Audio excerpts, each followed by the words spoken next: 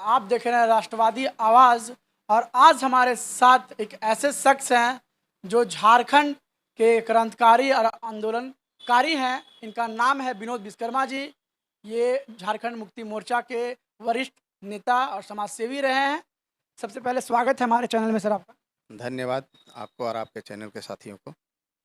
आप लगभग सर 35 वर्षों से बड़ी विधानसभा और झारखंड में राजनीति कर रहे हैं, लेकिन आप जहां से बिलोंग करते हैं स्थानीय नेता आप कहलाते हैं।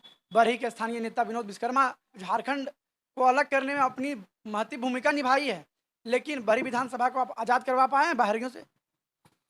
देखिए, सबसे पहला हम लोग का मुख्य उद्देश्य था कि अलग राज्य करवाना, और हम लोग उस समय माननीय शिबू सोरेन जी हम लोगों को बताए थे कि जब तक बाबू अलग राज्य नहीं करवाओगे, तब तक यहाँ के लोगों को ना नौकरी मिलेगा, ना हक अधिकार मिलेगा, ना मान सम्मान मिलेगा, और ना ही किसी तरह का यहाँ विकास होगा। सारा यहाँ का रॉयल्टी का पैसा बिहार चला जाता है, वहाँ बड़े-बड़े पुल और बड़े-बड़े महल बनते हैं, लेकिन यहाँ के लोगों को कुछ नहीं मिलते हैं। अगर रोजगार का भी अगर निकलता है विज्ञापन, तो उसमें ज़्यादा से ज़्यादा बिहार के लोग उसमें बहाली होते हैं, यहाँ के लोगों को उसका अधिकार नहीं मिल पाता है।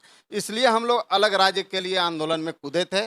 1988 से जो लड़ाई लड़े हैं छात्र जीवन से, जो आज तक हम लोग हैं। अलग राज्य तो ले लिए, आपका कहना बिल्कुल सही है कि अलग राज्य हम लोग लिए, लेकिन बड़ी विधानसभा अभी तक बाहरियों से हम लोग आज़ाद नहीं करा पाए हैं।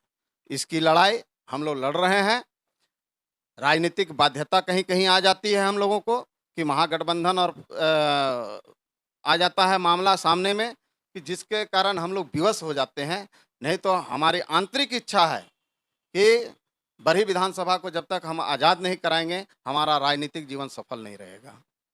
आपने एक सवाल को स्वीकार किया है कि झारखंड में बाहरियों का राज है, लेकिन एक बहुत मुद्दा चल रहा है झारखंड में।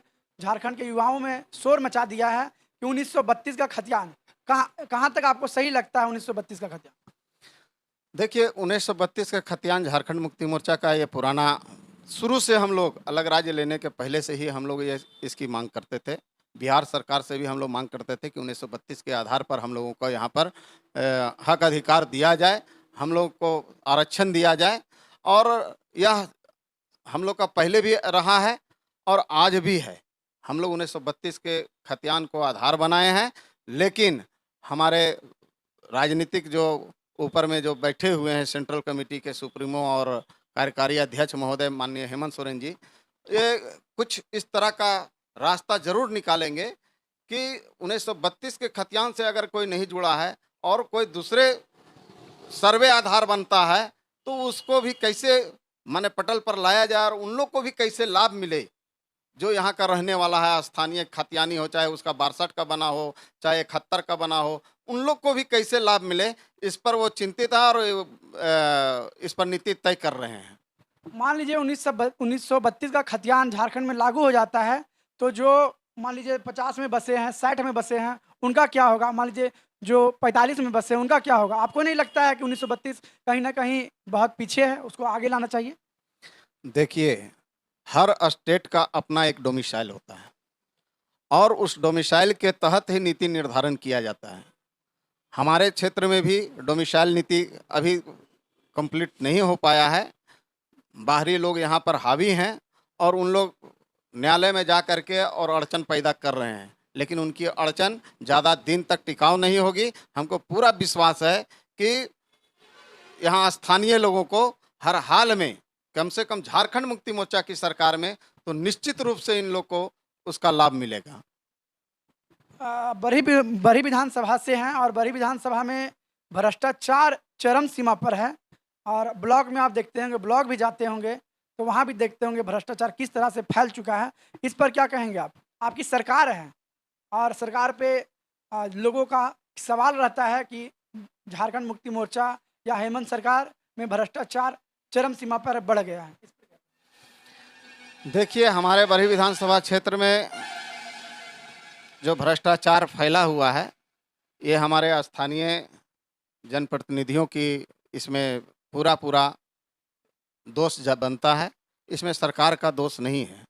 आप यहाँ का चौकीदार जिसको नियुक्त किए हैं, अगर वह चौकीदार सही से चौकीदारी नहीं करेगा, तो निश्चित रूप से उस घर में चोरी होगा ही और वही हो रहा है।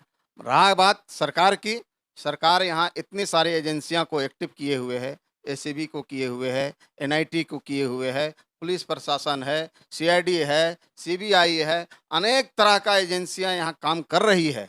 अगर यहाँ भ्रष्टाचार कहीं नज़र आता है, तो हम आपके माध्यम से आप तमाम जनता को से अपील करूँगा कि वो थाना में या एसीबी के पास या एनआईए के पास या सीबीआई के पास अपना रिपोर्ट दर्ज करें। निश्चित रूप से हेमंत सोरेन जी के सरकार में कार्रवाई होगी।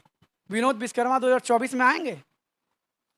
निश्चित रूप से पार्टी मन बनाई हुई है और यहाँ की जनता का भी रुझान है कि एक बार कम से कम आंदोलन करने वाला 35 साल से संघर्ष करने वाला व्यक्ति विनोद विश्वकर्मा एक बार मैदान में आवें और उनके हाथ में कमान सौंपें। इस तरह का लोगों की भावना है और इस भावना का हमारी पार्टी और हम दोनों सम्मान करते हैं और निश्चित रूप से आने का काम करेंगे हम लोग इस 2024 का चुनाव के मैदान में। का एक अलग-अलग विचारधारा होता है, एक सिद्धांत होता है, वही सिद्धांत के हिसाब से वह चुनाव लड़ता है। और आपकी क्या प्राथमिकता है कि आप चुनाव लड़िएगा और आपको जनता वोट देगी? एक तो होना चाहिए। देखिए, हमारा तो एक लंबी इतिहास है। 1988 से हम यहाँ पर चुनाव लड़ रहे हैं। 1988 से संघर्ष कर रहे हैं यहाँ के जनता के हित में और उसमें हमने बहुत ऐसा दौर को देखा और यहाँ के लोगों के लिए संघर्ष किया।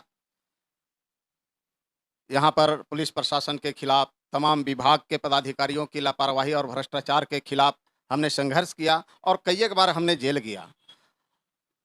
अलग राज्य करवाया, ये भी एक हमारा आधार है कि इस संघर्ष में बरही विधानसभा के कम से कम एक गर्व से लोग कहेगा कि यहाँ पर भी आंदोलनकारी साथी था, उसमें विनोद विश्वकर्मा का नाम अहम रूप से जाएगा। साथ ही अलग राज्य होने के बाद हमने यहाँ पर राजनीतिक गुंडागर्दी जो चला, उस गुंडागर्दी को भी मटिया मेट करने का प्रयास किया और उसे भी मुंहतोड़ जवाब देने का काम किया। यहाँ पर बाहरी राजनीतिक करने वाले लोग यहाँ भारी गुंडागर्दी करते थे, यहाँ के लोगों में दहशत फैलाने का काम करते थे। उस दहशत को हमने ख़त्म करने का काम किया, उसकी गुंडागर्दी को समाप्त करने का काम किया। आज जनता, यही कारण है कि आज जनता जो है खुले रूप में उन लोगों का भी विरोध करने का ताकत रख रही है।